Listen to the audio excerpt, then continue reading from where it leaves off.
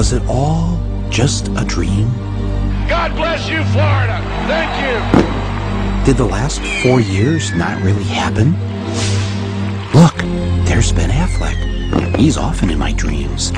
And the taxi driver guy, he was there too. And little Stevie Wonder, he seemed so happy, like a miracle had taken place. Was it a dream? Or was it real? It was election night 2000, and everything seemed to be going as planned. In New York, Al Gore is our projected winner. The Garden State is green for Gore. We project that Mr. Gore is the winner in Delaware. This state has voted with the winner in Excuse me 1 second. I'm so sorry to interrupt you. Mike, you know I wouldn't do this if it weren't big. Florida goes for Al Gore. CNN announces that we call Florida in the Al Gore column. Then something called the Fox News Channel called the election in favor of the other guy. Not to interrupt you, Fox News now projects George W. Bush the winner in Florida, and thus it appears the winner of the presidency of the United States. All of a sudden, the other network said, hey, if Fox said it, it must be true. All of us at the networks made a mistake and projected Florida in the Al Gore column. It was our mistake. Now, what most people don't know is that the man who was in charge of the decision desk at Fox that night, the man who called it for Bush, was none other than Bush's first cousin, John Ellis. How does someone like Bush get away with something like this?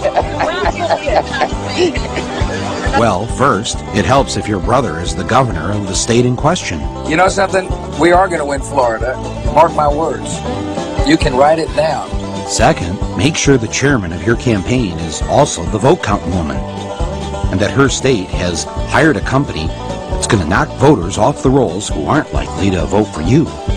You can usually tell them by the color of their skin. Then make sure your side fights like it's life or death. I think all this talk about legitimacy is way overblown. And hope that the other side will just sit by and wait for the phone to ring. And even if numerous independent investigations prove that Gore got the most votes, if there was a statewide recount under every scenario, Gore won the election. It won't matter, just as long as all your daddy's friends on the Supreme Court vote the right way. While I strongly disagree with the court's decision, I accept it. What we need now is acceptance. We have a new president-elect. It turns out none of this was a dream. It's what really happened. On the day the joint session of both the House of Representatives and the Senate was to certify the election results, Al Gore, in his dual role as outgoing Vice President and President of the Senate, presided over the event that would officially anoint George W. Bush as the new president. If any congressman wanted to raise an objection, the rules insisted that he or she had to have the signed support of just one senator. Mr. President, and I take great pride in calling you that, I must object because of the overwhelming evidence of official misconduct, deliberate fraud, and an attempt to suppress voter turnout. The chair must remind members that under Section 18 of Title III, United States Code, no debate is allowed in the joint session. Thank you, Mr. President. To answer your question, Mr. President, the objection is in writing, signed by a number of members of the House of Representatives, but not by a member of the Senate. Mr. President, it is in writing and signed by several House colleagues on behalf and myself of the 27,000 voters of Duval County, in which 16,000 of them are African Americans that was disenfranchised in this last election. Is the objection signed by a member of the Senate? Not signed by a member of the Senate. The Senate is missing. Mr. President, it is in writing and signed by myself on behalf of many of the diverse constituents in our country, especially those in the 9th Congressional District, and all American voters who recognize that the Supreme Court, not the people of the United States, decided this election. Is the objection signed by a senator? Unfortunately, Mr. President, it is not signed by one single senator. Unfortunately, I have no authority over the United States Senate, and no senator has signed. Mr. President, it is in writing and signed by myself and several of my constituents from Florida. A senator is needed, but missing. Is the objection in writing and signed by a member of the House and a senator. The objection is in writing, and I don't care that it is not signed by a member of the Senate. The chair will advise that the rules do care, and the signature of the senator. Not a single senator came to the aid of the African Americans in Congress. One after another, they were told to sit down and shut up. And it's a sad day in America, Mr. President, when we can't find a senator to sign the objections. Gentleman will suspend. Won't sign objections, Mr. President. The gentleman will suspend. Inauguration coverage, 2001, on a nasty but it could be worse kind of day in Washington. What do we want? Justice! What do we want? Down! On the day George W. Bush was inaugurated, tens of thousands of Americans poured into the streets of D.C. in one last attempt to reclaim what had been taken from them. They pelted Bush's limo with eggs and brought the inauguration parade to a halt. The plan to have Bush get out of the limo for the traditional walk to the White House was scrapped. Bush's limo hit the gas to prevent an even larger riot. No president had ever witnessed such a thing on his inauguration day.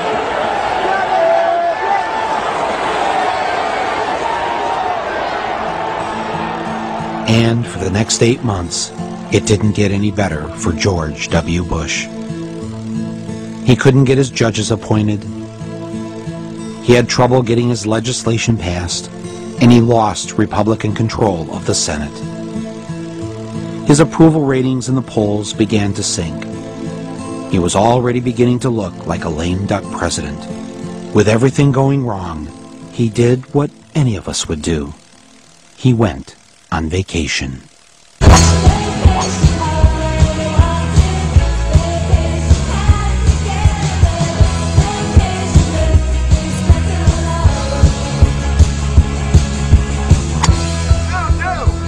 In his first 8 months in office before September 11th, George W. Bush was on vacation, according to the Washington Post, 42% of the time. I hit every shot good. People would say I wasn't working.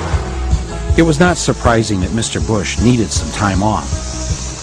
Being president is a lot of work. At these folks that say you're loafing here in Texas, that you're taking too long of a vacation. They don't understand the definition of work then. I'm getting a lot done. Secondly, you don't have to be in Washington to work. It's amazing what can happen with telephones and faxes. Thank you so much. And just a destiny hug. Yeah. What are you doing the rest of the day? Karen Hughes is coming over. We're working on some things. And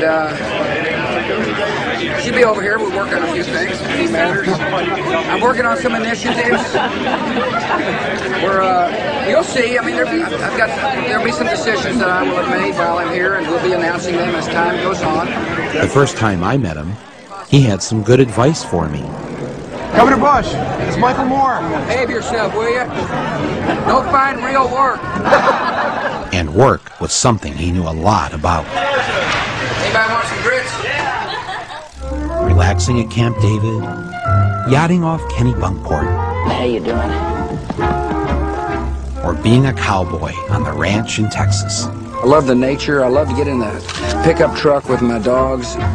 Oh, hi. George Bush spent the rest of August at the ranch, where life was less complicated. Armadale loved to dig the soil looking for bugs. And so I went out there the other day, and there was Barney buried in his hole, chasing an armadillo. It was a summer to remember. And when it was over, he left Texas for his second favorite place. On September 10th, he joined his brother in Florida, where they looked at files and met important Floridians. He went to sleep that night in a bed made with fine French linens.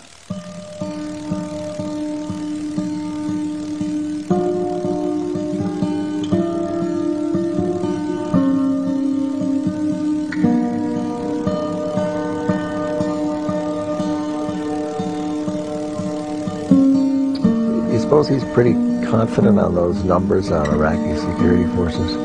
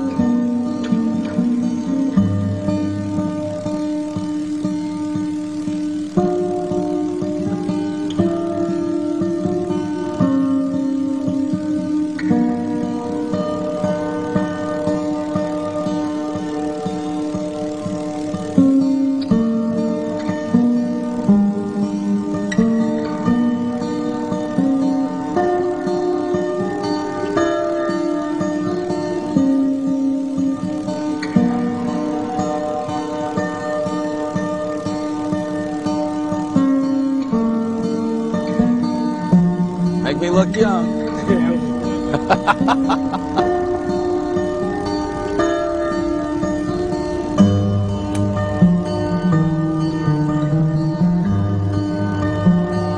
Yeah, I got a little sort of air noise. Yeah, just don't turn it up too much so I don't want to blow my head off.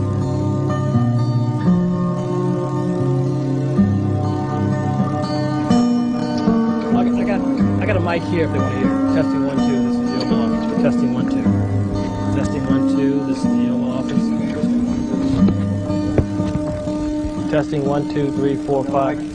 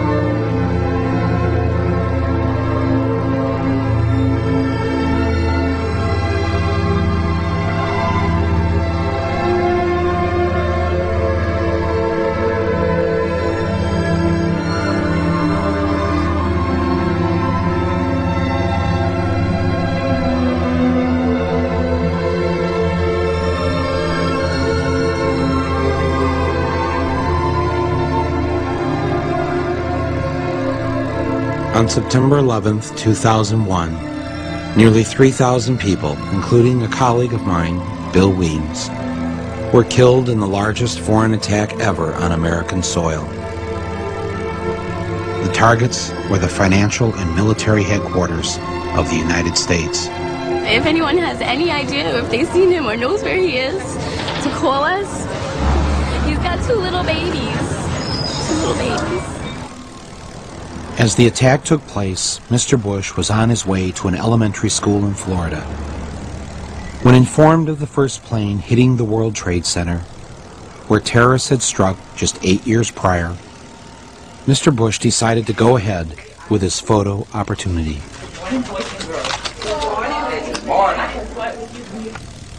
Read this word the fast way. Get ready. Mad. Yes, mad. Get ready. Mad. Yeah. Okay, get ready to read the words on this page without making a mistake. When the second plane hit the tower, his chief of staff entered the classroom and told Mr. Bush, the nation is under attack. Not knowing what to do, with no one telling him what to do, and no Secret Service rushing in to take him to safety, Mr. Bush just sat there and continued to read My Pet Goat with the children.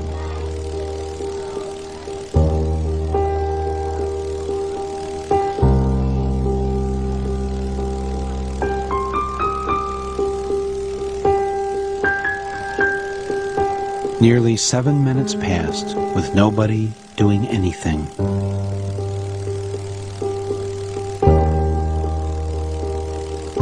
As Bush sat in that Florida classroom, was he wondering if maybe he should have shown up to work more often?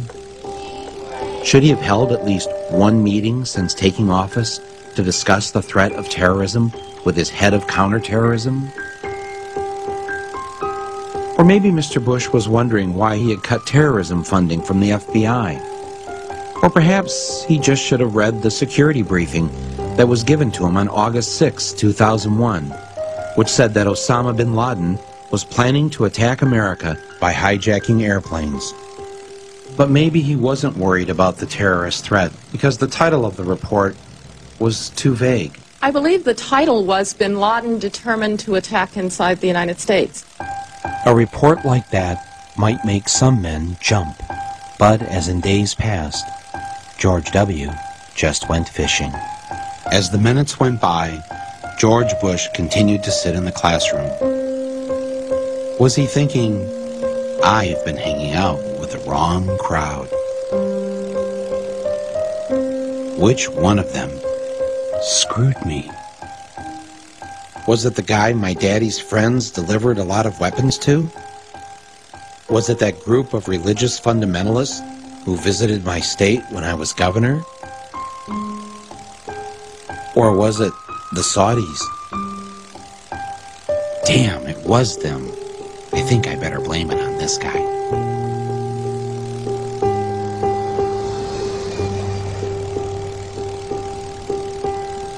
In the days following September 11th, all commercial and private airline traffic was grounded. The FAA has taken the action to close all of the airports in the United States. Even grounding the president's father, former President Bush, on a flight forced to land in Milwaukee. Thousands of travelers were stranded, among them Ricky Martin, due to appear at tonight's Latin Grammy Awards. Not even Ricky Martin could fly. But really, who wanted to fly? No one. Except the Bin Ladens.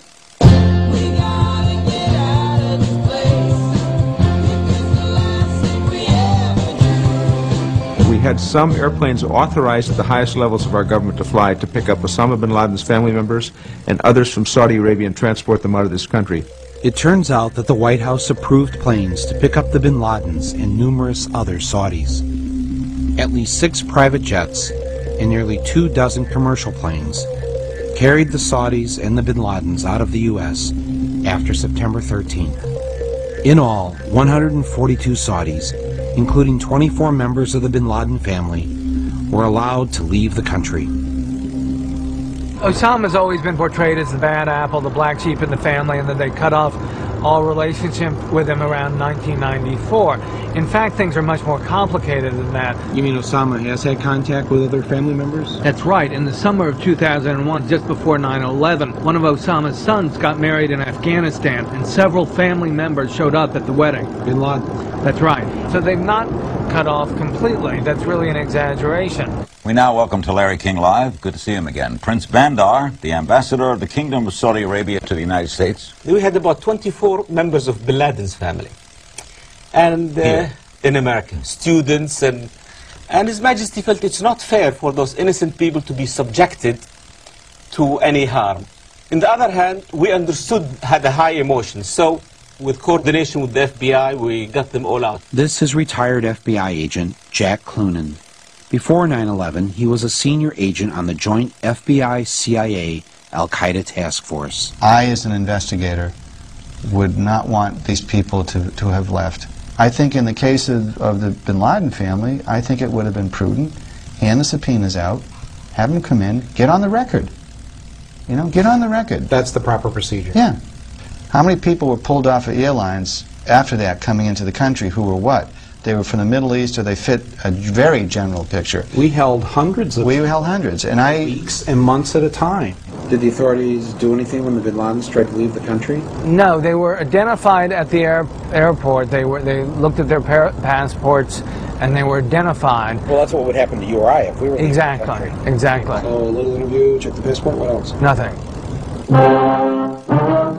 I don't know about you, but usually when the police can't find a murderer, don't they usually want to talk to the family members to find out where they think he might be?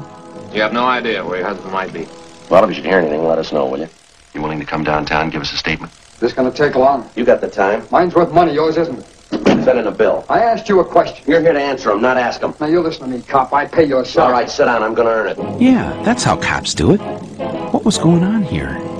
I think we need to know a lot more about that. That needs to be the subject of a significant investigation.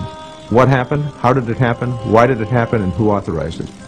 Trying to imagine what those poor bastards were feeling when they were jumping out of that building to their death. Those young guys and cops and firemen that ran into that building never asked a question, and they're dead. And families' lives are ruined, and they'll never have peace. And if I had to inconvenience a member of the Bin Laden family with a subpoena or a grand jury, do you think I'd lose any sleep over it? Not for a minute, Mike. No one would question it. No, it's right. Not even the biggest civil libertarian. No, it's no just, one would question. It's just, you know, you got a lawyer, fine. Counselor, fine. Mr. Bin Laden, this is why I'm asking you. It's not because I think that you're anything. I just want to ask you the questions that I would anybody. Right. And that's all. None of this made any sense. Can you imagine in the days after the Oklahoma City terrorist bombing, President Clinton helping to arrange a trip out of the country for the McVeigh family?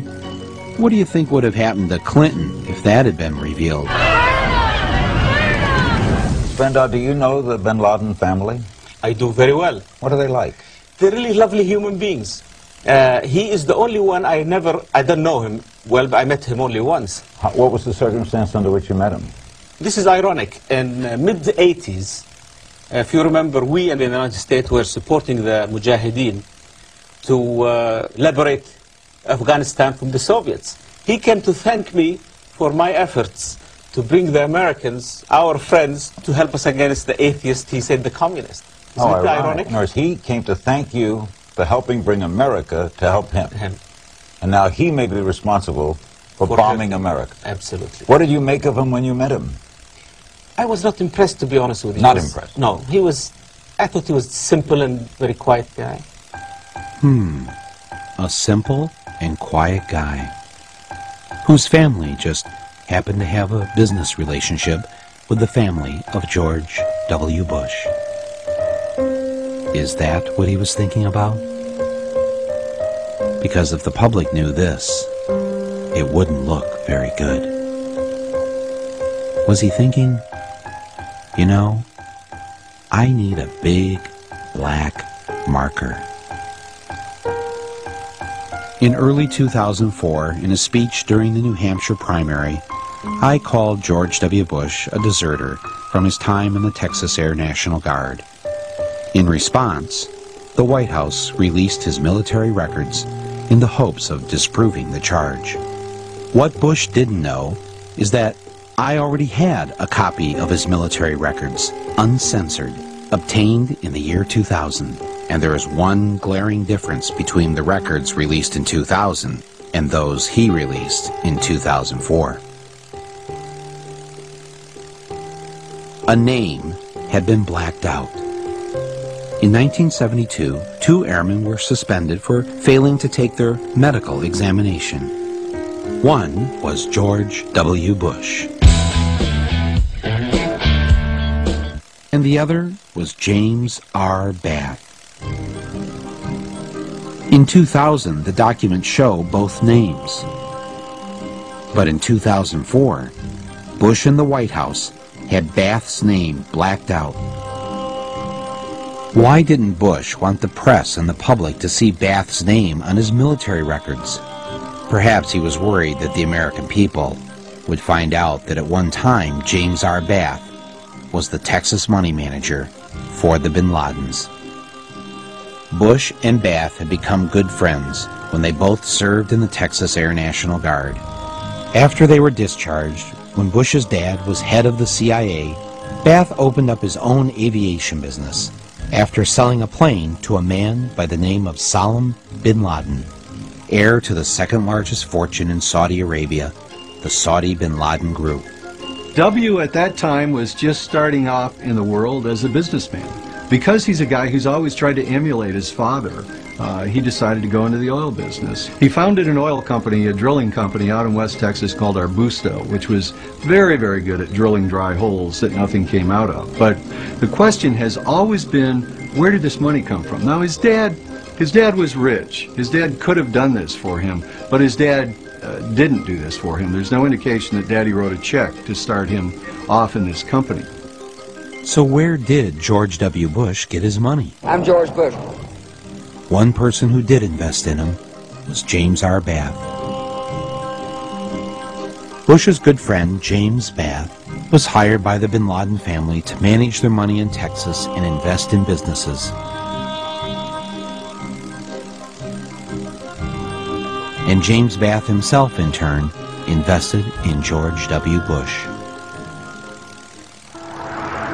Bush ran Arbusto into the ground, as he did every other company he was involved in, until finally one of his companies was bought by Harken Energy, and they gave him a seat on their board. A lot of us have suspected through the years that there has been Saudi oil money involved in all of these companies. Harken, Spectrum 7, Arbusto Drilling, all of the Bush companies, whenever they got into trouble, there were these angel investors who flowed money into the companies. So the question is, why would Saudis, who had all the oil in the world, go around the globe to invest in this lousy oil company? And the thing is, it had one big asset. Harken had one thing going for it, which is that George W. Bush was on its board of directors at a time when his father was president of the United States. When you're the president's son and you've got unlimited access combined with some credentials from a prior campaign, in Washington, D.C., people tend to respect that. I mean, access is power. And I can find my dad and talk to him any time of the day. Yes, it helps to be the president's son, especially when you're being investigated by the Securities and Exchange Commission. In 1990, when Mr. Bush was a director of Harken Energy, he received this memo from company lawyers, warning directors not to sell stock if they had unfavorable information about the company. 1 week later, he sold $848,000 worth of Harken stock. 2 months later, Harken announced losses of more than $23 million. The James Baker law partner who helped Bush beat the rap from the SEC was a man by the name of Robert Jordan, who, when George W. became president, was appointed ambassador to Saudi Arabia. After the Harken debacle, the friends of Bush's dad got him a seat on another board of a company owned by the Carlyle Group. We wanted to look at which companies actually gained from September 11th. Turned up this company, Carlyle Group. The Carlyle Group is a multinational conglomerate that invests in heavily government-regulated industries like telecommunications, healthcare, and particularly defense. Both George W. Bush and George H.W. Bush worked for the Carlyle Group, the same company that counted the bin Laden family among its investors. Carlyle Group was holding its annual investor conference on the morning of September 11th in the Ritz-Carlton Hotel in Washington, D.C. At that meeting were all of the Carlyle regulars. James Baker, likely John Major, definitely George H.W. Bush, though he left the morning of September 11th. Shafiq bin Laden, who is Osama bin Laden's half-brother, and was in town to look after his family's investments in the Carlyle Group. All of them together in one room watching as the planes hit the towers, and that in fact the bin Laden family was invested in one of their defense funds, which ironically meant that as the United States started increasing its defense spending, the bin Laden family stood to gain from those investments through the Carlyle Group. Our Commander-in-Chief, President George W. Bush.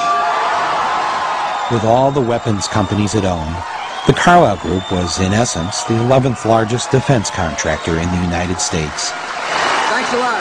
It owned United Defense, makers of the Bradley Armored Fighting Vehicle. September 11th guaranteed that United Defense was going to have a very good year.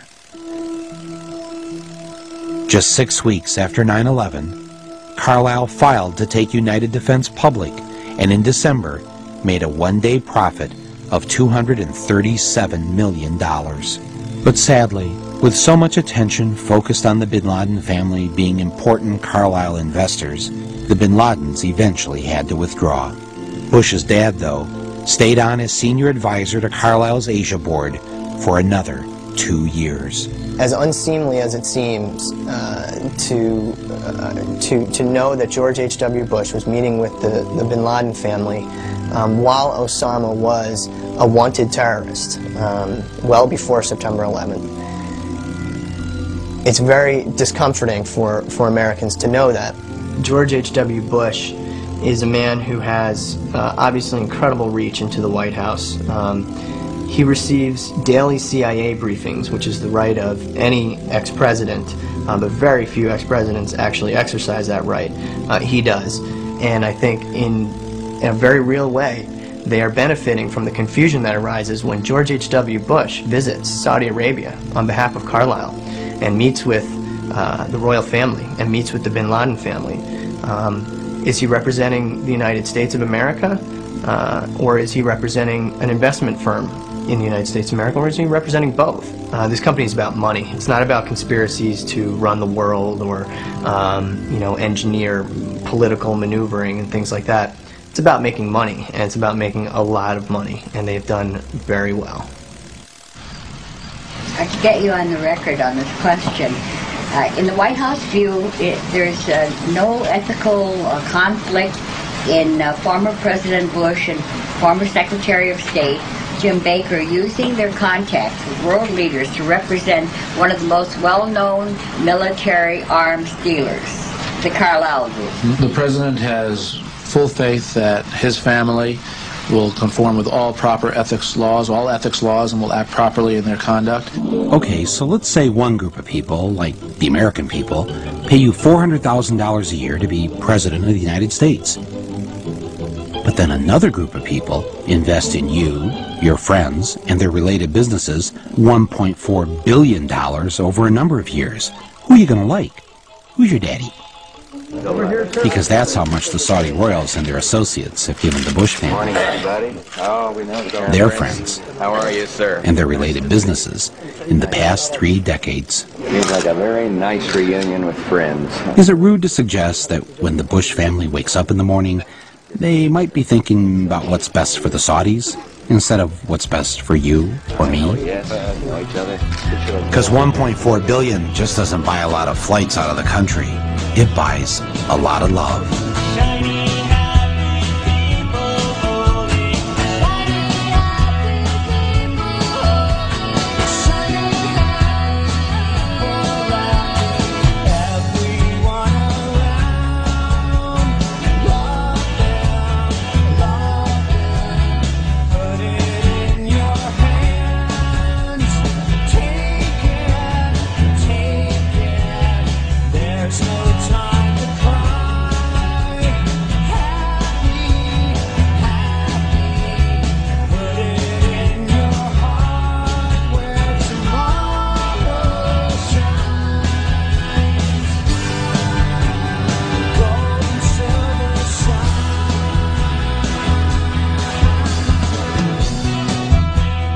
Sooner or later, this special relationship with a regime that Amnesty International condemns as a widespread human rights violator would come back to haunt the Bushes.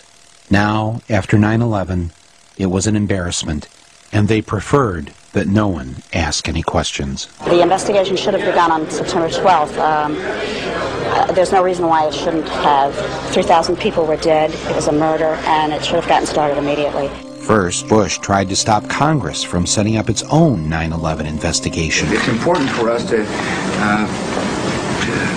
not reveal how we collect information. That's what the enemy wants. And we're fighting an enemy. When he couldn't stop Congress, he then tried to stop an independent 9/11 commission from being formed. The president's position was a break from history. Independent investigations were launched within days of Pearl Harbor and President Kennedy's assassination. But when Congress did complete its own investigation, the Bush White House censored 28 pages of the report. The president is being pressed by all sides to declassify the report. U.S. officials tell NBC News most of the secret sources involve Saudi Arabia. We have given extraordinary cooperation with Chairman Keane and Hamilton. We haven't gotten the materials we needed, and we certainly haven't gotten them in a timely fashion. The deadlines we set have passed. Will you testify before the commission? This commission? You know, I don't testify. I mean, I'd be glad to visit with them. What it will do is hold this in my heart, and has been in my heart since September 11th. I lost my husband, 15 years. I'm now by myself. I need to know what happened to him. I know what I got back from the autopsy. That man was my life, and I have no plan. I was taking a class, and they asked me what was I going to do in the next 5 years. And if I'm not doing something with this, I don't know what reason I have to live. So it's very important. Very important. Okay. Ignored by the Bush administration, more than 500 relatives of 9/11 victims filed suit against Saudi royals and others. The lawyers the Saudi defense minister hired to fight the 9/11 families? The law firm of Bush family confidant, James A. Baker. So we're right here in the center of three important American landmarks, the Watergate Hotel and office building, the Kennedy Center over there, and the Embassy of Saudi Arabia. Yeah. How much money do the Saudis have invested in America, roughly? I've heard figures as high as $860 billion. 860 billion. Billion. That's a lot of money. A lot, yeah. And what percentage of our economy does that represent? I mean, it seems like a lot. Well, in terms of investments on Wall Street, American equities, it's roughly 6 or 7% of America. They own a fairly good slice of America. Wow. And most of that money goes into the great blue chip companies. Citigroup, Citibank is the largest stockholder, is a Saudi. AOL Time Warner has big Saudi investors. So I read where like the Saudis have $1 trillion in our banks of their money. What would happen if like one day we just pulled that $1 trillion out? $1 trillion, that would be an enormous blow to the economy. Right. Yes, thanks. Mark, can I speak to you for a moment, please? Yeah, sure. How are you doing? That's good. How you doing? Steve Kimball, the Secret Service. How are you doing, sir? Yes. We're just ascertaining information regarding. Are you doing a documentary regarding the Saudi Arabia embassy or chancery? No, I am doing a documentary, and part of it is about Saudi Arabia. Even though we were nowhere near the White House, for some reason the Secret Service had shown up to ask us what we were doing standing across the street from the Saudi embassy. Here to cause any trouble or anything, and is that? No, that's fine. We just wanted to make sure. We just wanted to get some information as far as actually what's going on. Yeah. I didn't realize the Secret Service guards foreign embassies. Not usually, no, sir. No. Did they give you any trouble, Saudis? No comment on that, sir. Oh, okay. Well, I'll take that as a yes. All right, good. Thank you very much. Thanks for the work. It turns out that Saudi Prince Bandar is perhaps the best protected ambassador in the U.S. The U.S. State Department provides him with a 6-man security detail. Considering how he and his family and the Saudi elite own 7% of America, it's probably not a bad idea. Prince Bandar was so close to the Bushes they considered him a member of the family, and they even had a nickname for him, Bandar Bush. 2 nights after September 11th, George Bush invited Bandar Bush over to the White House for a private dinner and a talk. Even though bin Laden was a Saudi, and Saudi money had funded Al-Qaeda, and 15 of the 19 hijackers were Saudis, here was the Saudi ambassador casually dining with the president on September 13th. What were they talking about? Were they commiserating or comparing notes? Why would Bandar's government block American investigators from talking to the relatives of the 15 hijackers? Why would Saudi Arabia become reluctant to freeze the hijackers' assets? The two of them walked out on the Truman balcony so that Bandar could smoke a cigar and have a drink. In the distance, across the Potomac, was the Pentagon, partially in ruins. I wonder if Mr. Bush told Prince Bandar not to worry, because he already had a plan in motion. You come in September 12th, ready to plot what response we take to Al-Qaeda. Let me talk to about the response that you got from top administration officials. On that day, what did the president say to you?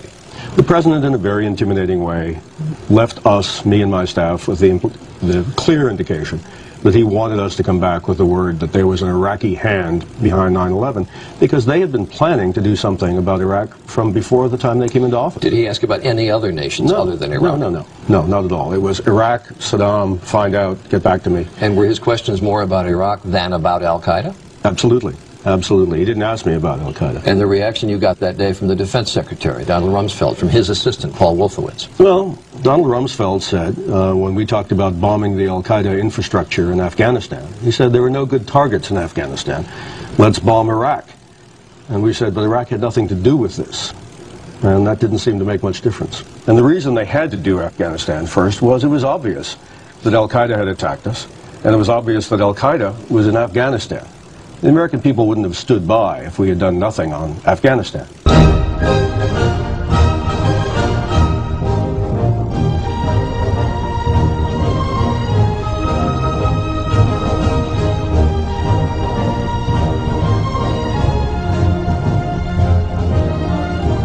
The United States began bombing Afghanistan just 4 weeks after 9/11. Mr. Bush said he was doing so because the Taliban government of Afghanistan had been harboring bin Laden. We will smoke them out of their holes. We're going to smoke them out. Smoke them out. We'll smoke him out of his cave. Let's rush him and smoke him out. For all his tough talk, Bush really didn't do much. But what they did was slow and small. They put only 11,000 troops into Afghanistan. There are more police here in Manhattan, than there are U.S. troops in Afghanistan. Basically, the president botched the response to 9/11. He should have gone right after bin Laden. The U.S. Special Forces didn't get into the area where bin Laden was for 2 months. 2 months? A mass murderer who attacked the United States was given a 2-month head start? Who in their right mind would do that? Hey, anybody say nice shot? Nice shot. Hell of a shot. Or was the war in Afghanistan really about something else? Perhaps the answer was in Houston, Texas. In 1997, while George W. Bush was governor of Texas, a delegation of Taliban leaders from Afghanistan flew to Houston to meet with Unocal executives to discuss the building of a pipeline through Afghanistan, bringing natural gas from the Caspian Sea. And who got a Caspian Sea drilling contract the same day Unocal signed the pipeline deal? A company headed by a man named Dick Cheney, Halliburton. From the point of view of the U.S. government, this was kind of a magic pipeline because it could serve so many purposes. And who else stood to benefit from the pipeline? Bush's #1 campaign contributor, Kenneth Lay, and the good people of Enron. Only the British press covered this trip. Then, in 2001, just 5.5 months before 9/11, the Bush administration welcomed a special Taliban envoy to tour the United States to help improve the image of the Taliban government. You have imprisoned the women. It's a horror, let me tell you. And I'm really sorry to your husband. He might have a very difficult time with you. Here's the Taliban official visiting our State Department to meet with U.S. officials. Why on earth would the Bush administration allow a Taliban leader to visit the United States, knowing that the Taliban were harboring the man who bombed the USS Cole and our African embassies? Well, I guess 9/11 put a stop to that. When the invasion of Afghanistan was complete, we installed its new president, Hamid Karzai. Who was Hamid Karzai? He was a former advisor to UNICAL. Bush also appointed as our envoy to Afghanistan, Zalmay Khalilzad, who was also a former UNICAL advisor. I guess you can probably see where this is leading. Faster than you can say black gold Texas tea, Afghanistan signed an agreement with their neighboring countries to build a pipeline through Afghanistan carrying natural gas from the Caspian Sea. Oh, and the Taliban? Well, they mostly got away. As did Osama bin Laden and most of Al-Qaeda. Terror is bigger than one person. And he's a person who's now been marginalized. So I don't know where he is. Nor, I just don't spend that much time on him, Ellie, to be honest with you. Didn't spend much time on him? What kind of president was he? I'm a war president. I make decisions here in the Oval Office in foreign policy matters with war on my mind. With the war in Afghanistan over and bin Laden forgotten, the war president had a new target. The American people. We've got an unusual terror warning from the feds to tell you about. Fox News has obtained an FBI bulletin that warns terrorists could use pen guns, just like in James Bond, filled with poison as weapons. Good evening, everyone. America is on high alert tonight, just 4 days before Christmas. A possible terror threat as bad as or worse than 9/11. But where? How? There's nothing specific to report. Be on the lookout for model airplanes packed with explosives. And the FBI is warning ferries may be considered particularly at risk for hijacking. Could these cattle be a target for terrorists? Fear works. Fear does work, yes. You can make people do anything if they're afraid. And how do you make them afraid? Well, you make them afraid by creating an aura of endless threat. They played us like an organ. They raised the orange, and then up to red, and then they dropped it back to orange. I mean, they gave these mixed messages which were crazy-making. The world has changed after September the 11th. It's changed because we're no longer safe. Fly and enjoy America's great destination spots. We've entered what may very well prove to be the most dangerous security environment the world's known. Take your families and enjoy life. Terrorists are doing everything they can to gain even deadlier means of striking us. Get down to Disney World in Florida. It's like training a dog. You tell them sit down and you tell them to roll over at the same time. Dog doesn't know what to do. Well, the American people are being treated like that. It was really very, very skillfully and ugly in what they did. We must stop the terror. I call upon all nations to do everything they can to stop these terrorist killers. Thank you. Now watch this drive. All right, we need another. They will continue, in my view, as long as this administration is in charge, of every once in a while stimulating everybody to be afraid. Just in case you forgot. It's not going to go down to green or blue. It's never going to get there. There clearly is no way that anyone can live constantly on edge like that. The harsh reality facing American families today is that they're not as safe as they used to be.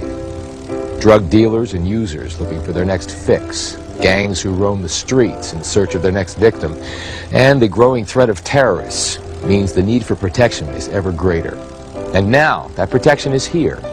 Zytec Engineering, LLC, has developed and tested a safe room, finally affordable to the average American citizen. The kind of protection formerly obtainable only by the wealthy or powerful. Heck, you can be sitting in here drinking your finest Bordeaux and enjoying life while chaos is erupting outside. Every family in America should prepare itself for a terrorist attack. Now to escaping from a skyscraper. John Rivers is the CEO of the Executive Chute Corporation. Good morning to you, John. Good morning, Matt. Tell me about the product you're bringing to the market. It's a emergency escape chute. It's an option of last resort. How high do you have to be in the building for that chute to actually take effect? You only have to be on the 10th floor or above. They can put this on themselves? Right. They can put this on themselves in as easy as about 30 seconds. It's real easy to put on. Sorry. It's okay. Real easy to put on, but when you first get this chute, you're going to want to put it on and try it on a few times yourself. Jamie's having a little trouble putting that thing on, I want to mention. I mean, is this something that you honestly think in a moment of panic that someone can operate properly? Oh, yeah. Yeah, it is. This is actually, Jamie's probably never put this thing on before in her life, so it's okay. Don't worry about it. It's something that when you get it, you're going to want to put it on several times. Well, despite the raising of the terror alert level, residents here in Saginaw are continuing with their Christmas errands. Frances Stroik and her family do some last-minute holiday shopping, knowing that Al-Qaeda is planning to attack America. She says being in Saginaw doesn't make her feel any safer than if she was in New York City. Midland is close by. And I said, Detroit's that far away. I said, they could be something, and Flint could be something, concerns for people around here. Well, you never know where they're going to head. You never know where they're going to hit. But one potential target specifically mentioned by the terrorist has security officials baffled. It's tiny Tappahannock, Virginia, population 2016. Such an attack could generate widespread fear that even here in rural small-town America, no one is entirely safe. On the 6 o'clock news, there was something but a terrorist alert in Tappahannock. What'd the FBI tell you? Well, they contacted me by phone, basically let me know about this word Tappahannock, and that's how it started. In their so-called chatter that they pick up, they wasn't sure Tappahannock. It is a Rappahannock County. This is the Rappahannock River. There is a Rappahannock, a place called Rappahannock, and they got it mixed up. This Tappahannock, not Rappahannock. Is there any terrorist target around here? Not that we can really think of. It can happen anywhere. We have a Walmart here. We have a big spaghetti supper in here. Walmart, probably. Do you feel extra suspicious of outsiders? Oh, well, everybody does that. It's just something that happens. When I look at certain people, I wonder, oh my goodness, do you think they could be a terrorist? You never know what's going to happen. That's right, you never know what's going to happen. You never know what's going to happen. It's going to happen right now, you know. Never trust nobody you don't know. And even if you do know them, you really can't trust them then. From Tappahannock to Rappahannock to every town and village in America, the people were afraid. And they turned to their leader to protect them. But protect them from what? Let the eagle soar like she's never soared before, from rocky coast to golden shore. Let the mighty eagle soar. Meet John Ashcroft. In 2000, he was running for re-election as senator from Missouri against a man who died the month before the election. The voters preferred the dead guy, so George W. Bush made him his attorney general. He was sworn in on a stack of Bibles, because when you can't beat a dead guy, you need all the help you can get. During the summer before 9/11, Ashcroft told acting FBI Director Thomas Pickard that he didn't want to hear anything more about terrorist threats. Mr. Watson had come to you and said that the CIA was very concerned that there would be an attack. You said that you told the Attorney General this fact repeatedly in these meetings. Is that correct? I've told him at least on 2 occasions. And you told the staff, according to this statement, that Mr. Ashcroft told you that he did not want to hear about this anymore. Is that correct? That is correct. His own FBI knew that summer that there were Al-Qaeda members in the U.S. and that bin Laden was sending his agents to flight schools around the country. But Ashcroft's Justice Department turned a blind eye and a deaf ear. But after 9/11, John Ashcroft had some brilliant ideas for how to protect America. The USA Patriot Act, adopted by Congress and signed by Bush 6 weeks after the attacks, has changed the way the government does business. The USA Patriot Act allows for searches of medical and financial records, computer and telephone conversations, and even for the books you take out of the library. But most of the people we spoke to say they're willing to give up some liberties to fight terrorism. Maybe that's a good thing. It's definitely sad, but it has to be done. Yes, something needed to be done. These are the good people who make up Peace Fresno, a community group in Fresno, California. Unlike the rest of us, they've received an early lesson in what the Patriot Act is all about. Each week, they meet to discuss matters of peace. They sit around, they share stories, they eat cookies. Some have more than one. This is Aaron Stokes, a member of Peace Fresno. The other members liked him. He had come to the meetings. He went with us. We go out on Friday nights and stand on a very busy corner in Fresno. And he had gone with us. He had handed out flyers. He went with us in June to a WTO protest. Then one day, Aaron didn't show up to the meeting. My friend Dan and I were reading the Sunday newspaper. And when I picked up the paper, in the local section, Aaron's picture caught my eye. The article said that a sheriff's deputy had been killed, and I saw it had a name that wasn't the right name. It said that he was a member of the sheriff's anti-terrorism unit. That's right. The photo of the man in the newspaper was not the Aaron Stokes they had come to know. He was actually Deputy Aaron Kilner, and he had infiltrated their group. Sheriff Pierce made it very clear that, yes, in fact, Aaron Kilner was assigned to infiltrate Peace Fresno, that he was able to infiltrate organizations that are open to the public. You could understand why the police needed to spy on a group like Peace Fresno. Just look at them. A gathering of terrorists if I ever saw one. This is Barry Reingold, a retired phone worker from Oakland, California. Barry likes to work out in the gym. Somewhere between his cardio and his strength training, Barry got political. We're up in the gym, and it was after we were working out, and a number of us were talking about 9/11 and Afghanistan and bin Laden, and someone said, bin Laden's a real asshole for murdering those people. And I said, yeah, that's true, but he'll never be as big an asshole as Bush, who bombs all over the world for oil profits. Barry didn't have to worry about the police spying on him. His fellow weightlifters were more than willing to turn him in. I was taking a nap, and I guess it was 1:30, 2 o'clock in the afternoon, and they came to my place, and I said, well, who's there? And I said, the FBI. I said, the FBI? I mean, why are they here? Yes, the FBI had come to see Barry, and they weren't there to jazzercise. The FBI said, have you been talking to people about 9/11 and about bin Laden and oil profits and Afghanistan? I said, a lot of people are talking about these things. I feel my rights have been, trampled on.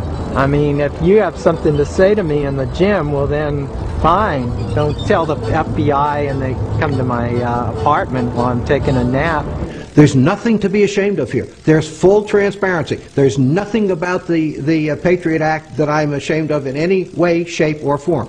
I have a 1-800 number. Call me. I'm the guy you call if there's a violation or an abuse. If you've got a poster child on this, I want to see it. That's what I do. I'm hired by the people of the United States to provide oversight. I provide oversight. Trent Lott said the day the bill was introduced, maybe now we can do things we've wanted to do for the last 10 years.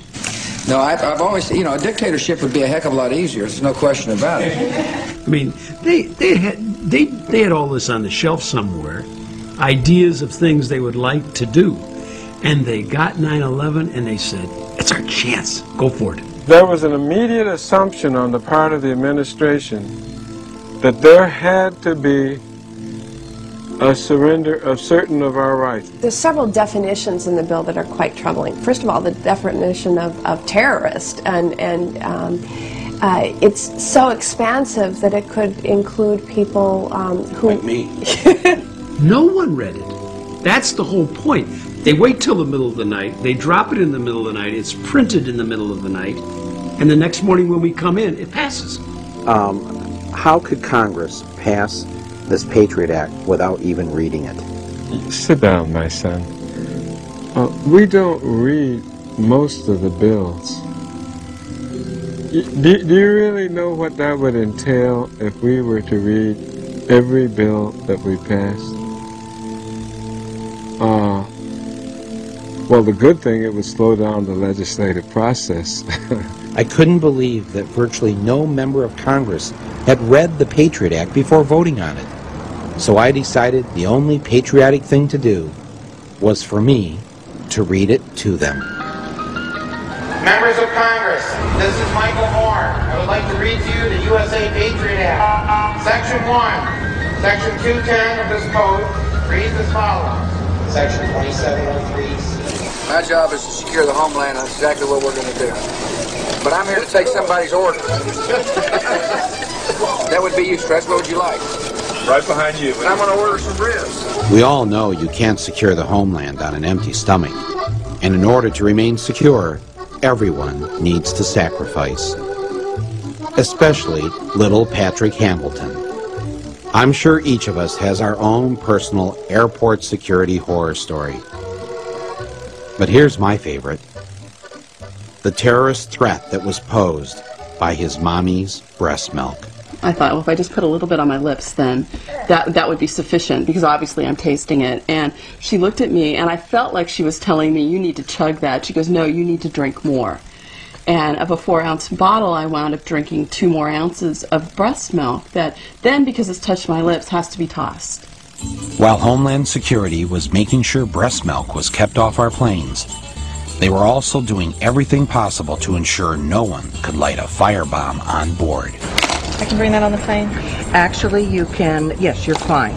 Oops, 1 too many books of matches. You can have 4 books of matches and 2 lighters. When we already have the experience of Richard Reed, the shoe bomber, who would have blown up an airplane with his shoe bomb had he had a butane lighter, according to the FBI, why would the Transportation Security Agency say it's okay to take 4 books of matches and 2 butane lighters in your pockets as you board an airplane? I'm guessing that somebody put pressure on them to say, you know, when an airplane lands, people want to light up pretty quickly, so don't take their lighters away. Okay, let me see if I got this straight.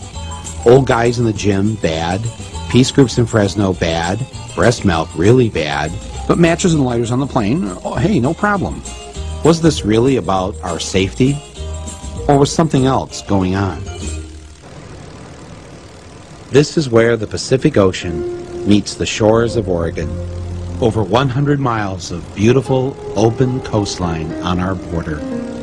And, thanks to the budget cutbacks, the total number of state police protecting it? 1. Part-time. Meet Trooper Brooks. I maybe get a chance to hit this stretch of highway once, maybe twice a week during my shifts. You know, it's just to even drive up here and look. You know, I mean, as far as I know, somebody could, there's lots of things they could do. I don't even want to suspect, because it just makes me ill inside. Back at the State Trooper Patrol Office, thanks to the budget cuts, Trooper Kenyon had to come in on his day off to catch up on some paperwork. For the most part, especially during the summertime when people show up here, this is exactly what they get. They close the door. They can read the sign about the office closure, and it just basically explains that, you know, due to our cutbacks, our office is not open for administrative business. And there's a little sign down at the bottom that explains when the office is closed, that they can use the phone booth to get in touch with our dispatch. Ironically enough, that phone is a piece of junk. It doesn't work very well, so half the time they pick up the phone and dispatch gets a bunch of static and they don't hear anything. For Tuesday, there'll be no troop on patrol. Wednesday, there'll be no troop on patrol. Thursday, there'll be no troop on patrol. You get calls all the time. People will call in a suspicious vehicle or somebody looking suspicious, you know, and I don't hardly ever respond to that anymore. I just don't have the time to do it. When I asked, how many people do we have in the state of Oregon on duty tonight? And we had 8 troopers on for the entire state of Oregon working.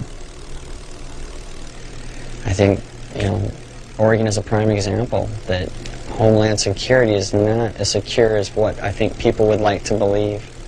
Nobody sent me any manual that says here's how you catch a terrorist, and if I had that manual I'd read it, but I don't. So, yeah.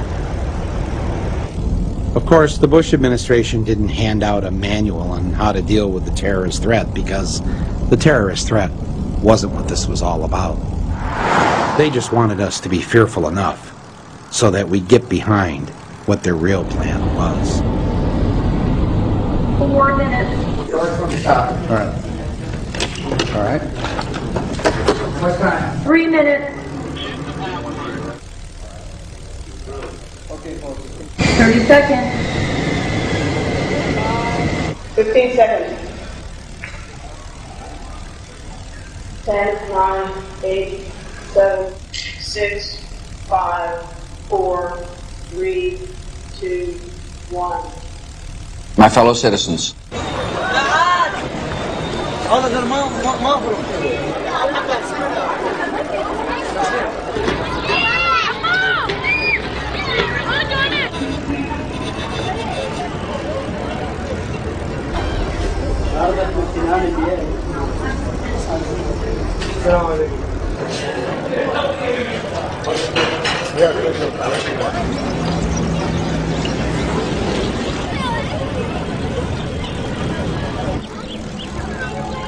at this hour, American and coalition forces are in the early stages of military operations to disarm Iraq, to free its people, and to defend the world from grave danger.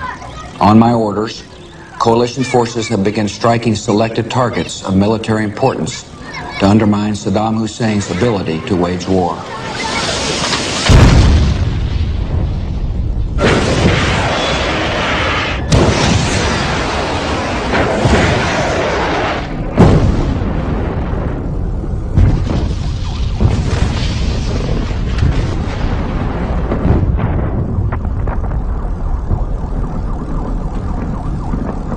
On March 19, 2003, George W. Bush and the United States military invaded the sovereign nation of Iraq, a nation that had never attacked the United States, a nation that had never threatened to attack the United States, a nation that had never murdered a single American citizen. شنو ذنبه؟ شنو ذنبه؟ خلي يقاتلون جندي يقاتلون جندي والله جبنا طلعت عليهم بالدودة قلت له اضربني ما يرضى يضربني. لقم معهم وهذا لما كان حلفه اجيب علي علقه على الحلف. ترى المال يدبر في موته ما يموت. تعال سبحة دقيقة بالله. We are going to find this, I think, piece of my neighbor, young girl, age 20, Shams. I think it's the other part of her body. That's all. There is a lot of innocent civilians that were killed, and I think that is because the U.S. Army, we came in and we knew it wasn't going to be easy, and they pretty much at first shot anything that moved. When war happens and the fighting starts, it's kind of like we're pumped up, motivated, ready to go. It's the ultimate rush, because you're going into the fight to begin with, and then you got a good song playing in the background, and that gets you real fired up, ready to do the job. You can hook your CD player up to the tank's internal communication Charlie box, so that way when you put your helmet on, you can hear it through the helmet. This is the one we listen to the most. This is the one we try when we kill the enemy. Johnny Pool let the bodies hit the floor is just fitting for the job we were doing.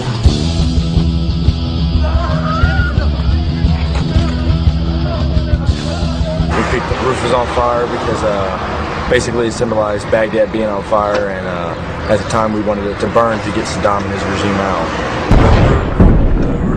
The roof is on fire. We don't need no water, let the motherfucker burn. Burn, motherfucker, burn.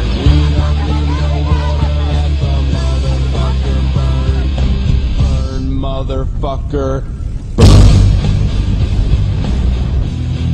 this is a whole totally different picture here, being pushed into the city, urban warfare in a tank, you know. Civilian. The civilians, it gets. You don't know who's friendly because we're not. Who's the enemy? This was a lot more real and true than just a video game. A lot of people thought it was just me. Oh yeah, look through the sight and shoot. No, a lot of this is face to face, and especially riding by after some of the bombs have went off and seeing all the people on the side of the road bloated up and just all the smells around you. I mean, from the people lying dead, rotted, and it's a lot more gruesome than you think. We called in with some artillery and some napalm and things like that. Some innocent women and children got hit. We met them on the road, and they had little girls with noses blowing off, and like husbands carrying their dead wives and things like that. That was extremely difficult to deal with because you're like, shoot, like, what the hell do we do now? The targeting capabilities and the care that goes into targeting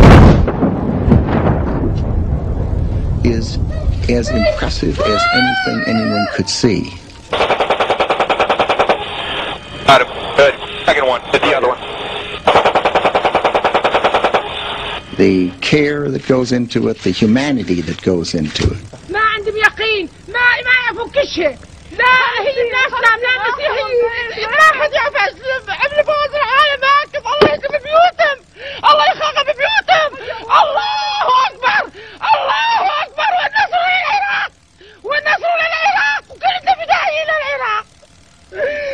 شو رأيك أحد يضرب المدنيين يعني؟ إيه مدنيين كله هذا بيت عمنا كله مدنيين لك عسكريين كله مدنيين يضربون من الله ينتقم منهم حسبي الله ونعم الوكيل حسبي الله ونعم الوكيل.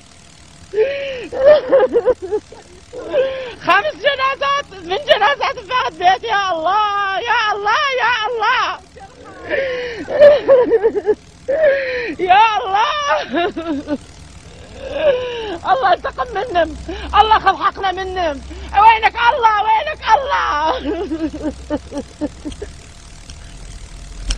Honestly, I think we should just trust our president in every decision that he makes, and we should just support that, and be faithful in what happens. Do you trust this president? Yes, I do. Britney Spears was not alone. The majority of the American people trusted the president, and why shouldn't they? He had spent the better part of the last year giving them every reason why we should invade Iraq. Saddam Hussein has gone to elaborate lengths, spent enormous sums, taken great risks to build and keep weapons of mass destruction. Saddam Hussein is determined to get his hands on a nuclear bomb. Nuclear weapon, nuclear weapon, nuclear weapon. Active chemical munitions bunkers, mobile production facilities. We know he's got chemical weapons. He's got them, he's got them, he's got them. Huh, that's weird. Because that's not what Bush's people said when he first took office. He has not developed any significant capability with respect to weapons of mass destruction. He is unable to project conventional power against his neighbors. We are able to keep arms from him. His military forces have not been rebuilt. Saddam Hussein aids and protects terrorists, including members of Al-Qaeda. There was a relationship between Iraq and Al-Qaeda. Saddam, Al-Qaeda, Saddam, Al-Qaeda, Saddam, the Al-Qaeda, Saddam, Al-Qaeda. It is only a matter of time before terrorist states armed with weapons of mass destruction develop the capability to deliver those weapons to U.S. cities. What we're giving you are facts and conclusions based on solid intelligence. A man who hates America. This is a man who cannot stand what we stand for. There's willingness to terrorize himself. He hates the fact, like Al-Qaeda does, that we love freedom. After all, this is the guy that tried to kill my dad at one time. They simply got people to believe that there was a real threat out there when in fact there wasn't one. You get told things every day that don't happen. It doesn't seem to bother people. Of course, the Democrats were there to put a stop to all these falsehoods. I will vote to give the president the authority he needs. The United States is prepared to lead a coalition of the willing that will do it. When I say we will lead a coalition of the willing to disarm him if he chooses not to disarm, I mean it. Who's in that coalition of the willing now? You will find out who's in the coalition of the willing. The coalition of the willing. Roll call. The Republic of Palau. The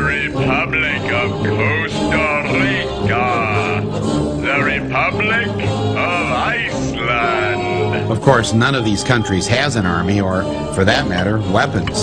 So it looked like we'd be doing most of the invading stuff ourselves. But then there was also Romania,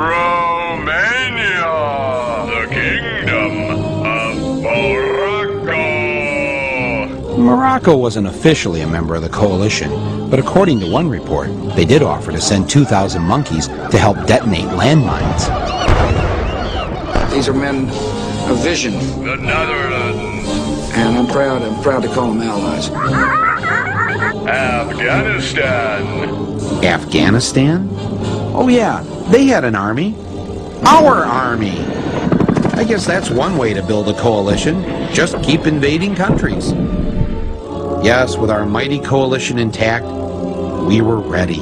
One could almost say it's the mother of all coalitions. Fortunately, we have an independent media in this country who would tell us the truth. The rallying around the president, around the flag, and around the troops clearly has begun. And we're going to win! You really have to be with the troops to understand that kind of adrenaline rush that they get. I just want you to know, I think Navy SEALs rock. The pictures you're seeing are absolutely phenomenal. When my country is at war, I want my country to win. Iraqi opposition has faded in the face of American power. What you're watching here is truly historic television and journalism. It was absolutely electrifying. They actually had to strap me in with my camera at the back of the plane. An awesome synchronized killing machine.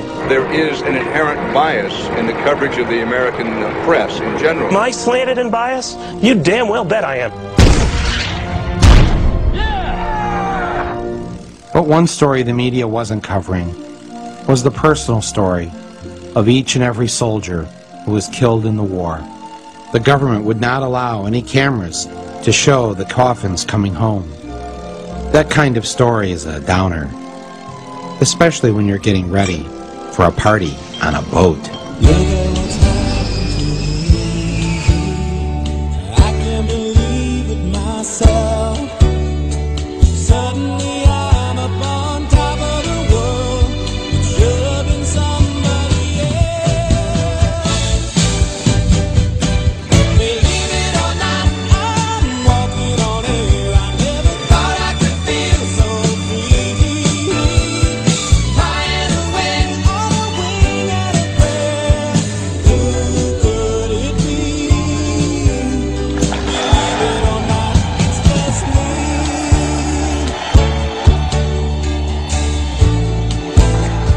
Fellow Americans, major combat operations in Iraq have ended.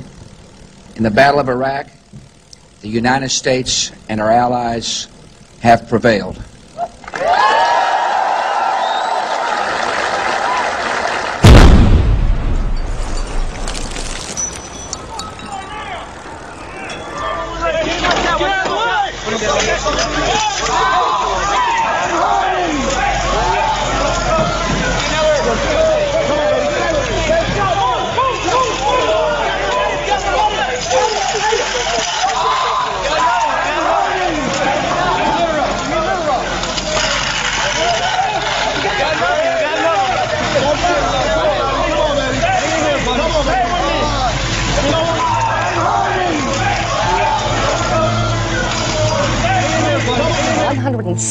The number of troops killed by hostile fire. 244 U.S. troops. 384 U.S. troops have lost their lives. Killed 484. Died in the line of duty 500. 631 American More than troops. 825 troops have been killed in Iraq. Largest number of American military deaths since Vietnam. There are some who feel like that if they attack us, that we may decide to leave prematurely. They don't understand what they're talking about if that's the case. Let me finish. There are some who feel like that, you know, the conditions are such that they can attack us there. My answer is bring them on.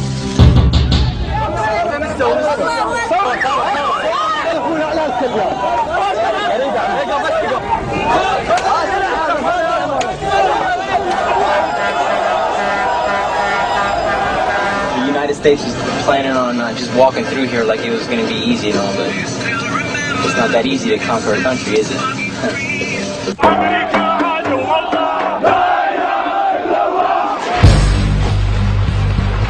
The renewed battle for control of Iraq raged for a fourth day today with street clashes in nearly every corner of the country. Iraq could become, quote, another Vietnam. Officials say they see evidence that Sunni and Shiite extremists might be joining forces. They're not happy they're occupied. I wouldn't be happy if I were occupied either. Everybody, here we go. Come on, party people. Throw your hands in the air. Come on, party people. 2 Japanese aid workers and a journalist kidnapped by men calling themselves the Mujahideen Squadrons. They threaten to burn the hostages alive if Japan does not withdraw its troops from Iraq within 3 days. What's happened? They attacked our convoy. Hamill. Thomas. The Pentagon might keep up to 24,000 troops in combat beyond their tour. I know our numbers in the military have gone down. You know, they talk about retention. You know, never really expected to be deployed this long.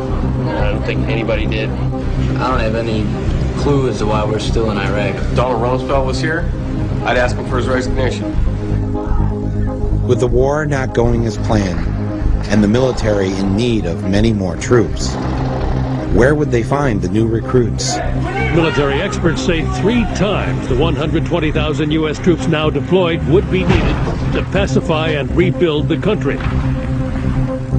They would find them all across America, in the places that had been destroyed by the economy, places where one of the only jobs available was to join the Army.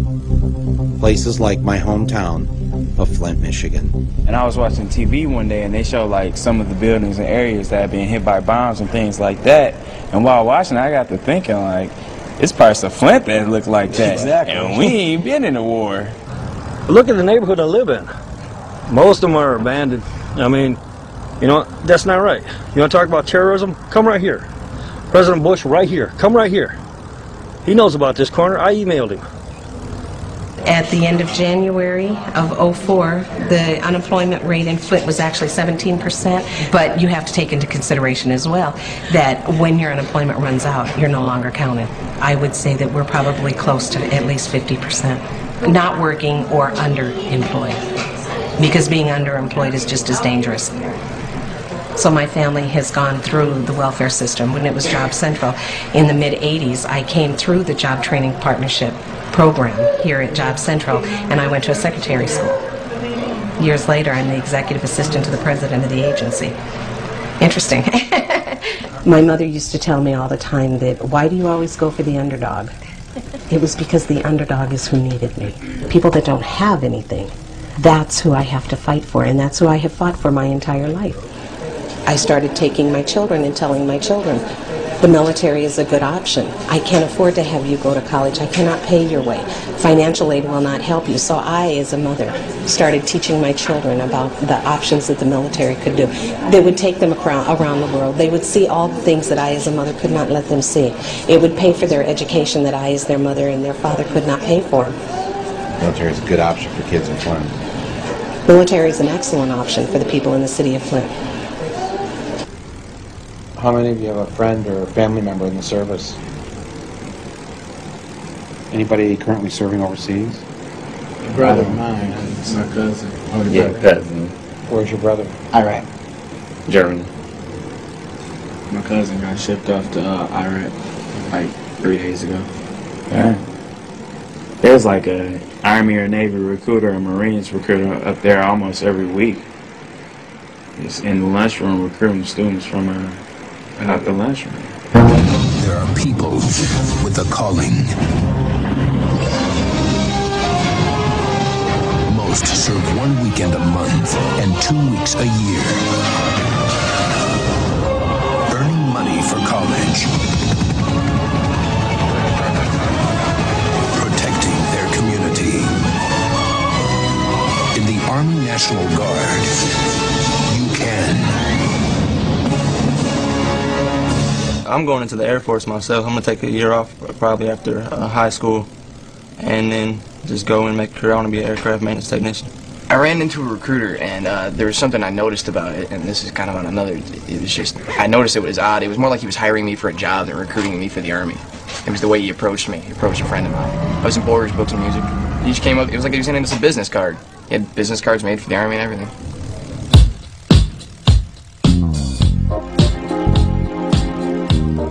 Meet Marine Staff Sergeant Dale Cortman and Sergeant Raymond Plower. They are two of the many recruiters assigned to Flint, Michigan. They're very busy these days. Look at, he's running away already. Seen this coming. Yeah. What do we got here? Need a little gangster. Yeah. We're heading over to the Cortland Mall right now. They decided not to go to the wealthier Genesee Valley Mall in the suburbs. They have a hard time recruiting young people there. Instead, they went to the other mall. Let's go in through Mervyn's. In through Mervyn's? And then we can walk straight down, straight back, and then go down to the lunchroom or whatever. Yep. Gents, you know we're looking at you, right? You guys ever think about joining up? Thought about going to college and playing basketball. Okay. You any good? Yeah. Oh yeah, especially basketball. Good. You can play ball for the Marine Corps as well. You know, travel around the world, getting on the Marine Corps basketball team. David Robinson was in the military as well. So yeah, you can definitely hook it up. So right now, there's somebody out there who wants to be a Marine but has no idea how to do it. Where you work at? I work at KFC on Dorton Lapeer. You can hook us up with some deals. Yes. You're waiting to get recruited. I don't know. I'm probably gonna try to get a little career in music or something. Career music. Maybe we can get you a career in music. You know, let the Marines go for it. I'm sure you know who Shaggy is, right? Yeah. You know anything about him? Yeah, he the Jamaican. Yeah. How about a former Marine? Oh. Did you know it? You definitely need to know discipline if you're going to get into music. Yeah, I understand. Especially discipline with the money. When you make $1 million, you need to manage that money. So come in the office, we can sit down and talk, show you everything we know about the Marines. Sound like a plan? What do you got going on later this afternoon? How about tomorrow? We say right around 10 o'clock Monday morning. Yeah, that sounds pretty good. Okay. You want me to come pick you up? Better to get them when they're ones and twos. Hey, pal. And work on them that way. How are you? Ladies, you ready to join up? Green hat right behind us. Looks young. He's young. Yeah, in town. Yeah. We got two over here. Yeah. Right over by the red van. Yeah. You go that way, I go this way, we corner them. You're in the 9th grade. Yes, sir. Man, you look older than 9th grade, so. Yes, sir. All right. Here's my card. You ever thought about being a Marine, man? I thought about it. I got a wife and kid now, so. Okay. Even more reason to join up. What I want to do, man, real quick, is just get some information from you so I can scratch you off my list saying I've already talked to you and you know you're not interested. Is that cool? All right. What's your name? What's your phone number? What's your address, Mario? Add another one to the list. However, you know, one would love to have that chance to experience college life, you know, stuff young people can do without having the risk of dying in the process, I guess I can say candidly. The holidays do add a little bit more friction as opposed to just another night, in the fact that we want to give our guys a little bit time off, a little bit time to relax. However, we are in a combat zone. My soldiers do recognize that fact. Everybody's a little bit nervous about it, I guess. We're professionals. We're going to take care of it. I promise. Every house here has the right to have weapons. Maximum, one AK-47. We always expect the targets to be armed.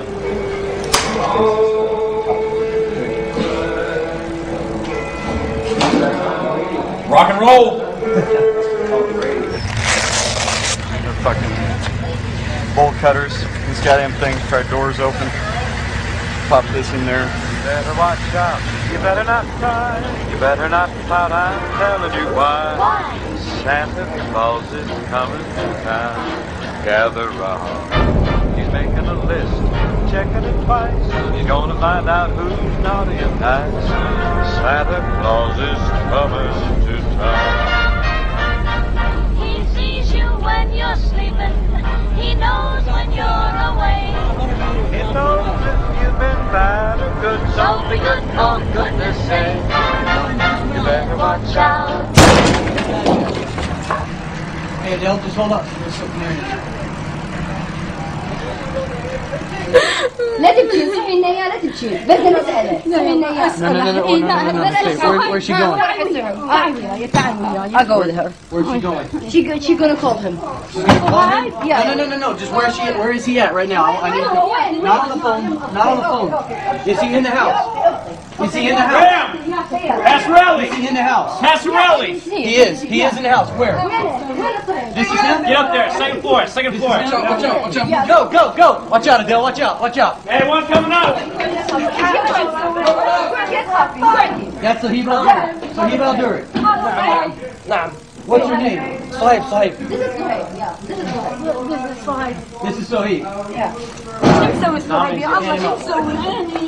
شو مسوي طالب من الجامعة الله ابوك. Okay, tell them to calm down. Guys, moving up to the roof, wait one. It will not be long. We appreciate your condescension. This is the target. Sahib Al-Duri, bring him out. We have to, as you go back to the old saying, we win the hearts and minds of the people. That's our job. We have to bring the ideal of democracy and freedom to the country and show them that the American people are not here to rule Iraq. لا تخافي ما راح يضربك. بس قولي الله يخليك ما يضربني ولا يأذوني. يعني يا جيجي تعالي الله يعطيك العافية. بس تخفي عجية شو يحدث. I start doing evidence turn-in. That process takes about 3 hours, so that's going to be it for the night, and that concludes Christmas Eve. Checking it. Well, he's going to find out here. Merry Christmas, BRT. Merry Christmas. Santa came down here after for you guys. Trying to keep the skies clear for you, Santa. You consider yourself a proud American? Absolutely. I'm extremely proud American. I think I'm probably more proud than the average Joe. When I put my flag out, I can't allow it to touch the ground. Because I know the lives that were lost and the blood that was shed so that I could be here and have a flag. All right, how often do you put the flag out? Every single day. Every single day. I started when my daughter was in Desert Storm. I had the same flag flying on my front porch and the same yellow ribbons, praying and hoping every single day that my child would come home safe and that everybody's child would come home safe. And she did. And she did. You have other family members that have been in the military? Absolutely. Uncles, aunts, cousins, brothers, father. A very strong military. Very strong. Family. My family is what I consider part of the backbone of America. It's families like mine, and it's not just my family. There's hundreds of families, millions of families out here that this country was founded on their backs. I have been known to be a conservative Democrat. Yeah. That's what you consider yourself, yeah. Yeah. Yeah. It's a great country. It's a great country. It's a great country. The cross that I choose to wear, if you notice, it's a multicolored cross. That's because I believe that all God's people come in many colors. And my family itself is multicultural. You have a daughter who went into the military. Then your firstborn son in the military. That's that's quite a gift to the country. Exactly from your family. Exactly right. So having a son in the Army, pretty proud thing. Oh, you know what? He made it. What was your reaction to protesters during, say, the Gulf War or Vietnam? I always hated the protesters. I always hated the protesters. It was just a slap in my face. It was just like they were dishonoring my son. And I burned in my soul to tell them, you don't understand. They're not there because they want to be there. But then I came to understand that they weren't protesting the men and the women that were there. They were protesting the concept of the war. I know I'm a soldier and I'm here to do a job, and been a soldier for a while. Once you have to go and do your job and you see the things that you see, I was saying there's some disillusionment in that. Lieutenant Commander fully expects us to be attacked in some type of way before we get to Park Hill. I know that so far it's been pretty calm, not much has happened, but be aware that it can and it probably will.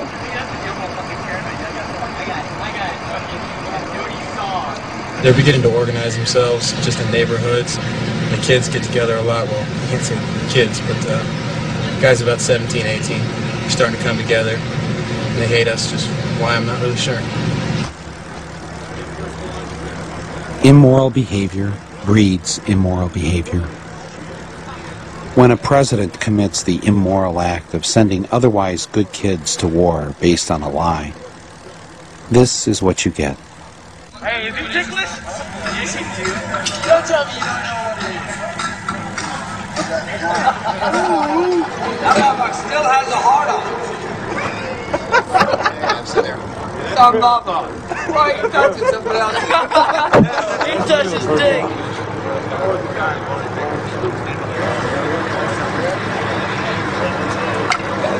To have these people shoot at us, kill us, blow us up, whatever means they can, and I don't understand it. We're trying to help these people, and it seems they don't want our help. Get out of here. But the minute something goes wrong with them, oh, why weren't you here? Why didn't you do this? You know, I hate this country. You know, I feel that a part of your soul is destroyed and taking another life. And yeah, that statement is very true. You cannot kill someone without killing a part of yourself. If you get called up, you go back to Iraq? No. You know? No. What repercussions do you face if you don't? Possible jail time. That's one possible thing. Are you willing to risk that? Yes. Yes, I will not let my person, I will not let anyone send me back over there to kill other poor people, especially when they pose no threat to me and my country. I won't do it. This is an impressive crowd, the haves and the have-mores. Some people call you the elite. I call you my base.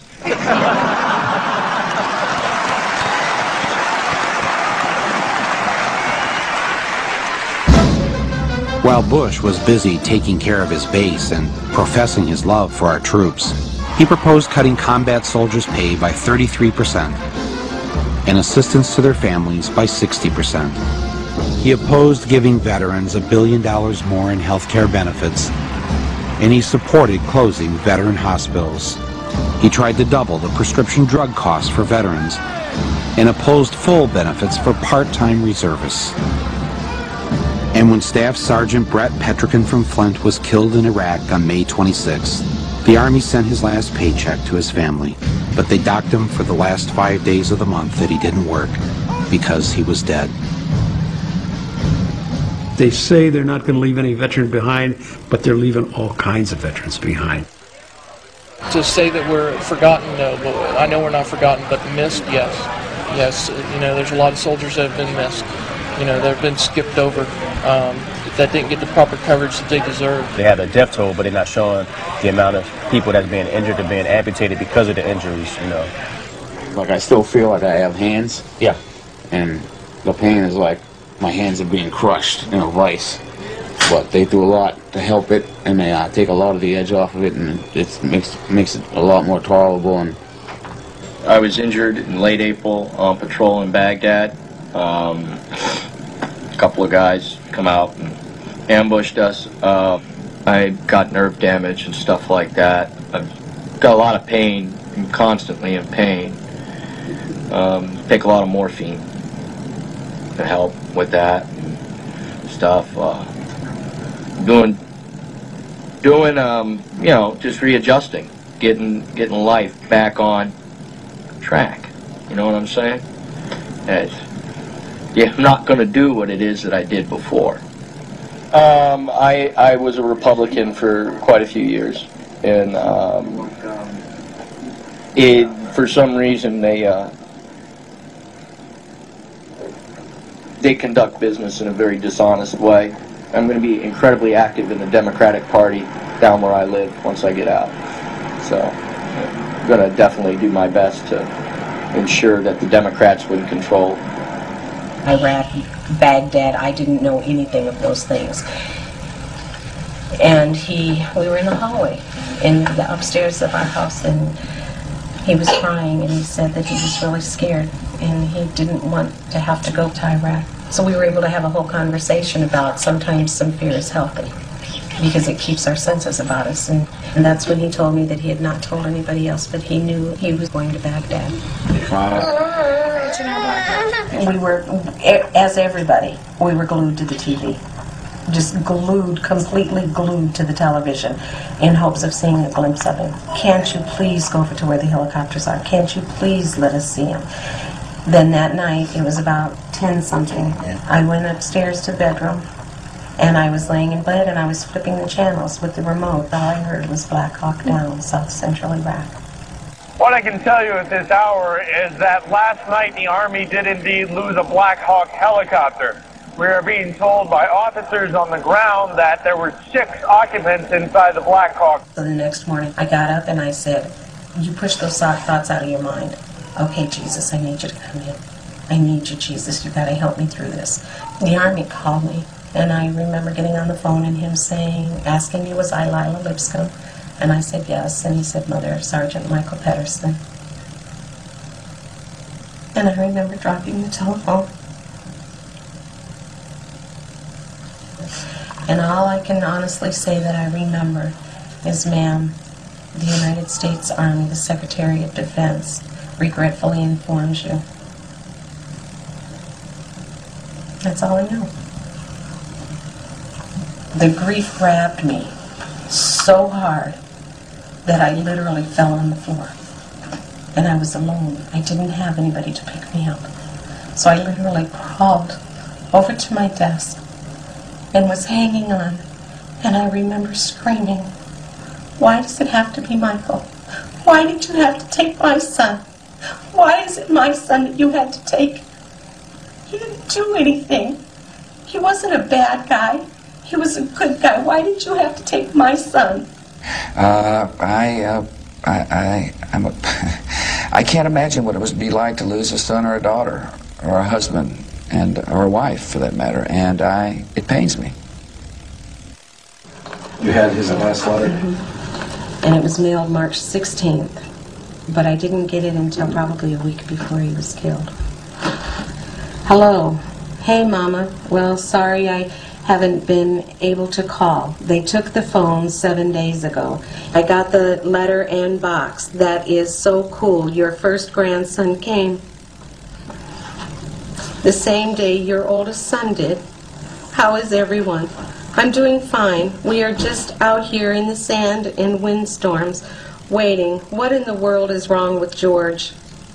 Trying to be like his dad, Bush. He got us out here for nothing whatsoever. I am so furious right now, Mama. I really hope they do not re-elect that fool, honestly. I am in good spirits and I am doing okay. I really miss you guys. Thanks for the Bible and books and candy. I really look forward to letters from you guys. Well, I'll tell all the family hello and that I am doing fine. We don't expect anything to happen anytime soon. I cannot wait to get home and get back to my life. Tell Sputnik congrats, and I'll see my first nephew soon. As soon as I get back to the States. Hope you guys are doing okay. And keep sending the mail. It makes getting through the days easier.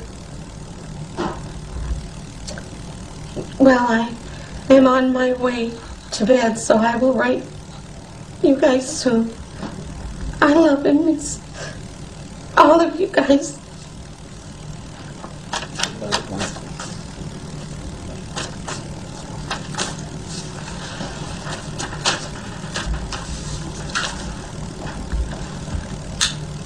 I want him to be alive, and I can't make him alive. But your flesh just aches. You want your child, it's out of sync. A parent is not supposed to bury their child. I feel sad for my family because we lost our son. But I really feel sorry for the other families that is losing their kids as we speak. And for what? I don't. That's I guess, the sickening part. For what? You've heard a lot about Halliburton lately. Criticism is okay. We can take it.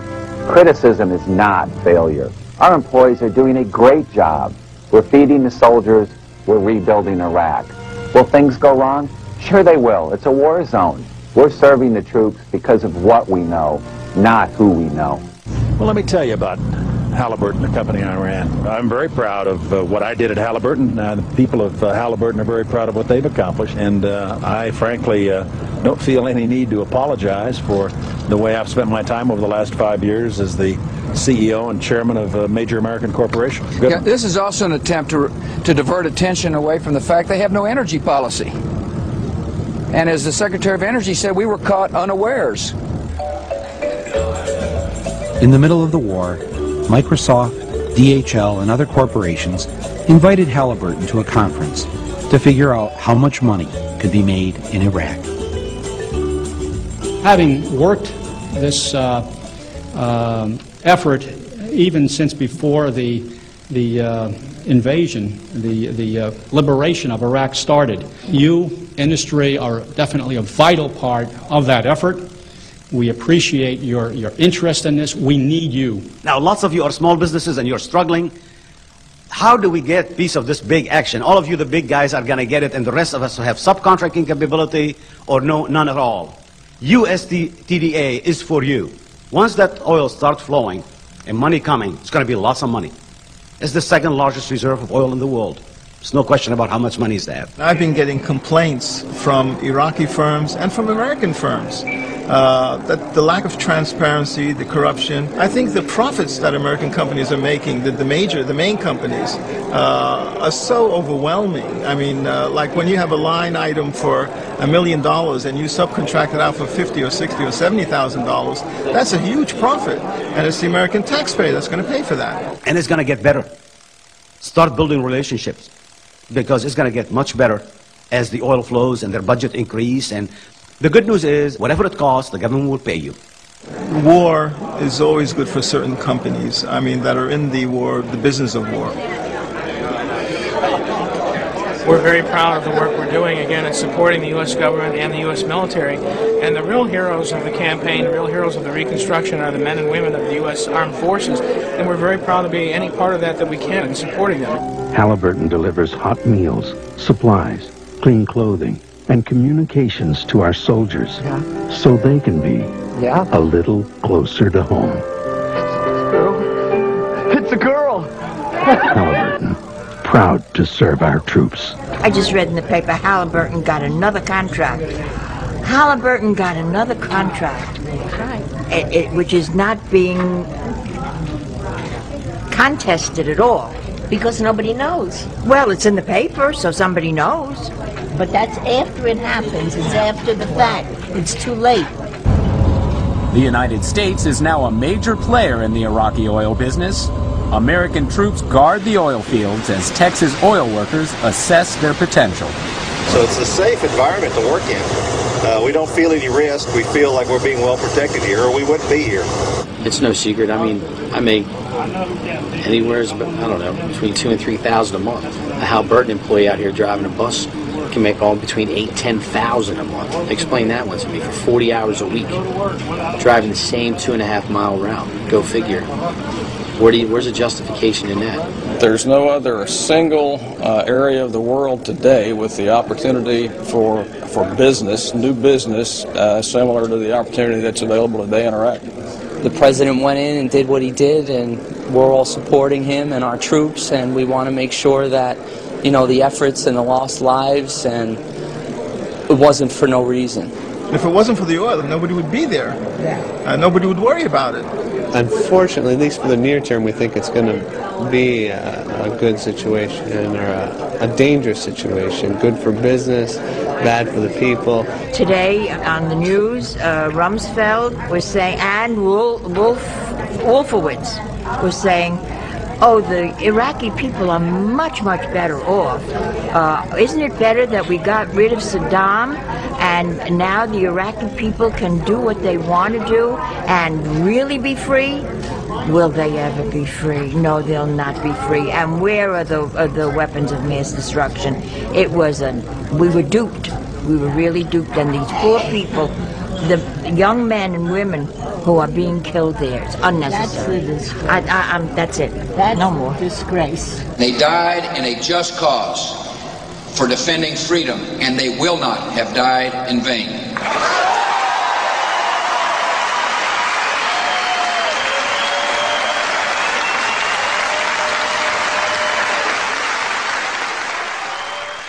Lila had called to tell me that she was coming down from Flint to Washington, D.C. to attend a jobs conference. On her break, she said she was going to go and pay a visit to the White House.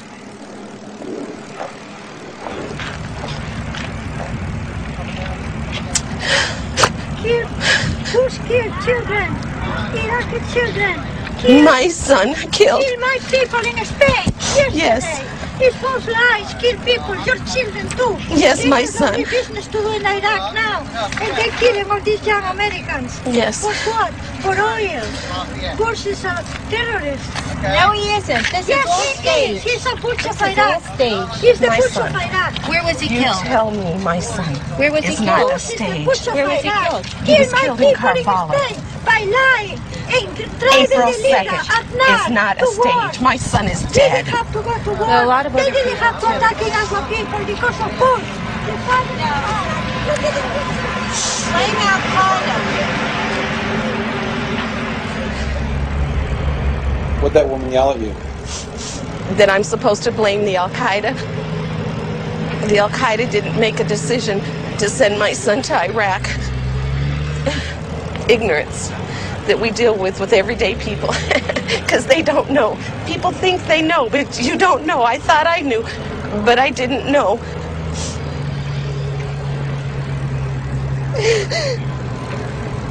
I need my son.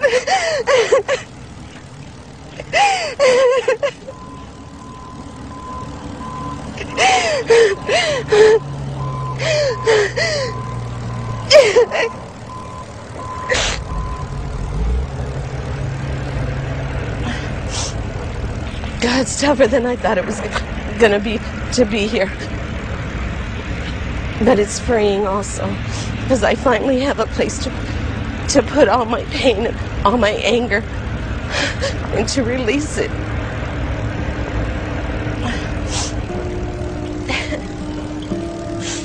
I guess I was tired of seeing people like Lila Lipscomb suffer, especially when, out of the 535 members of Congress, only one had an enlisted son in Iraq. I asked Corporal Henderson of the United States Marine Corps to join me on Capitol Hill to see how many members of Congress we could convince to enlist their children to go to Iraq. Congressman, Mr. Michael Moore? Hey, Michael, how are you doing? Good, I'm good, good. good. John Tanner. Hey, nice to meet you. Very nice to meet you. What are y'all doing? Well, I'm here with Corporal Henderson, United States Marine Corps. Corporal, I was in the Navy years ago, 1968 to 72. We had Marines guard the base. You have kids?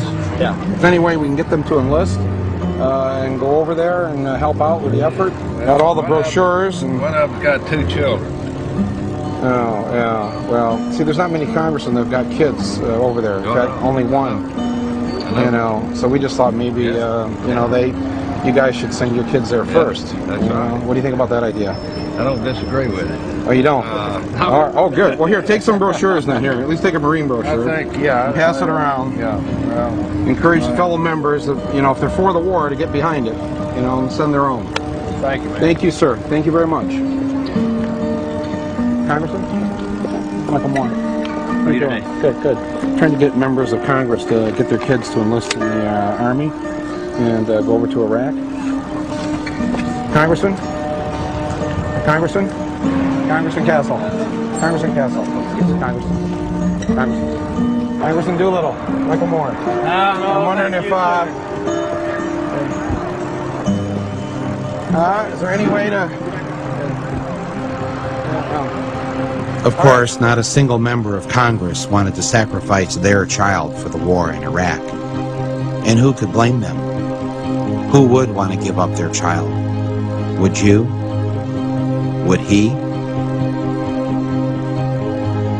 I've always been amazed that the very people forced to live in the worst parts of town, go to the worst schools, and who have it the hardest, are always the first to step up to defend that very system. They serve so that we don't have to. They offer to give up their lives so that we can be free. It is, remarkably, their gift to us. And all they ask for in return is that we never send them into harm's way unless it's absolutely necessary. Will they ever trust us again? He had used weapons. We know where they are. They're in the area around Tikrit and Baghdad and east, west, south, and north. There is a tie between Iraq and what happened on 9/11. The struggle can only end with their complete and permanent destruction. We wage a war to save civilization itself. We did not seek it, but we will fight it, and we will prevail. George Orwell once wrote that it's not a matter of whether the war is not real or if it is. Victory is not possible. The war is not meant to be won. It is meant to be continuous. A hierarchical society is only possible on the basis of poverty and ignorance. This new version is the past, and no different past can ever have existed. In principle, the war effort is always planned to keep society on the brink of starvation. The war is waged by the ruling group against its own subjects, and its object is not the victory over either Eurasia or East Asia, but to keep the very structure of society intact. There's an old saying in Tennessee, I know it's in Texas, probably in Tennessee, that says, "Fool me once, shame on you." If fool me, we can't get fooled again.